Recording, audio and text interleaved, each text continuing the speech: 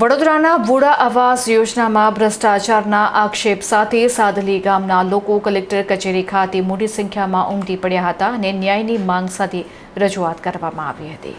સાદલી ગામમાં Vadodara urban development authority દ્વારા બનાવવામાં આવેલા આવાસ યોજનાના મકાનોની ફાળવણીમાં ગેરરીતિ થઈ હોવાના ગંભીર આક્ષેપો સાથે ગ્રામજનોએ જિલ્લા કલેક્ટરને આવેદનપત્ર આપી ન્યાયની ગુહાર લગાવી હતી. ગ્રામજનોએ આક્રોશ સાથે જણાવ્યું હતું કે વુડા આવાસના મકાનો ફાળવવામાં મોટું કૌભાંડ આચરવામાં આવ્યું છે. લાયક અને જરૂરિયાતમંદ પરિવારો પાસેથી માત્ર ₹5,000 ઉઘરાવીને તેમના હકના મકાનો અન્ય વગદાર લોકોને ફાળવી દેવામાં આવ્યા છે. જ્યારે વર્ષોથી અહીં રહેતા સ્થાનિક ગરીબ પરિવારોને આ આવાસ યોજનાના લાભથી તદ્દન વંચિત રાખવામાં આવ્યા છે. ગ્રામજનોએ મીડિયા સમક્ષ પ્રતિક્રિયા આપતા આક્રોશ ઠાલવ્યો હતો કે તેઓને હજી સુધી કોઈ પણ સરકારી યોજનાનો યોગ્ય લાભ મળ્યો નથી. સ્થાનિક રહીશોના જણાવ્યા મુજબ આવાસના મકાનોની ગેરરીતિ અંગે અગાઉ પણ તંત્રને લેખિતમાં રજૂઆત કરવામાં આવી હતી, પરંતુ વહીવટીતંત્ર દ્વારા આ બાબતે કોઈ જ નક્કર નિવારણ લાવવામાં આવ્યું ન હતું. પરિણામે ફરી એકવાર ગ્રામજનોને ન્યાયની આશા સાથે કલેક્ટર કચેરીના દ્વાર ખખડાવવાની ફરજ પડી છે. સાદલી ગામના લોકોએ ચીમકી ઉચ્ચારી છે કે જો આ કથિત કૌભાંડની તટસ્થ તપાસ કરી લાયક લાભાર્થીઓને મકાન ફાળવવામાં નહીં આવે તો આગામી સમયમાં આંદોલન વધુ તેજ કરવામાં આવશે. ગામેથી અમે આવીએ છીએ. સિનોર તાલુકામાં વર્ષોથી જન્મથી જ અમે સિનોર તાલુકાના સાદલી ગામે વસવાટ કરી રહીએ છીએ.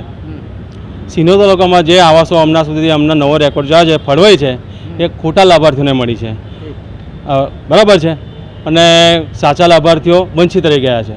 તેના અનુસંધાનમાં અમે અહીં કલેક્ટરશ્રીને આવેદનપત્ર આપવામાં આવ્યા છે. અમે ઘણા બધા ફોર્મો ભર્યા છે, તો છતાં બી એનું કોઈ સોલ્યુશન કે અમારે કોઈ સરકારી લાભ મળ્યો નથી. કેમ કે આ વચ્ચે ત્યાં ₹5,000 લઈને આ જે આવાસો પાસ કરાવે છે એના અનુસંધાનમાં અમારા જેવા જે જરૂરિયાતમંદો છે એ લોકોનું લાભ અટકી ગયો છે. એના માટે કોઈ સરકારી લાભ મળ્યો નહીં અમને. સિનોર ગામમાં કેટલા વર્ષોથી રહો છો? ને સિનોર તાલુકાના સાદલી ગામ. ઓકે, કેટલા વર્ષોથી રહો છો? જન્મથી. મારી ઉંમર મિનિમમ 42. મકાનો મળ્યા નથી એવું? કોઈ જાતનો સરકારી લાભ મળ્યો નથી આવાસોથી માંડીને કોઈ બી જાતનો.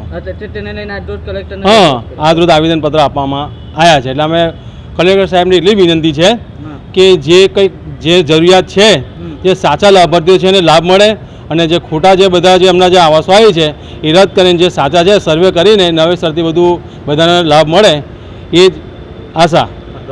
જય ભારત.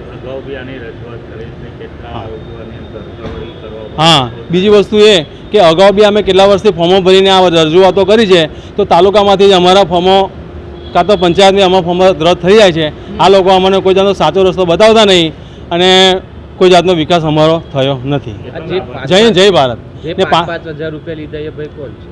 હવે એમાં વચ્ચે ત્યાં છે સાહેબ, એટલે અમારું નામ તો બોલાવી ના, પણ વચ્ચે ત્યાં ₹5,000 લઈને જે કામ કર્યું છે એમના કામો થયા છે,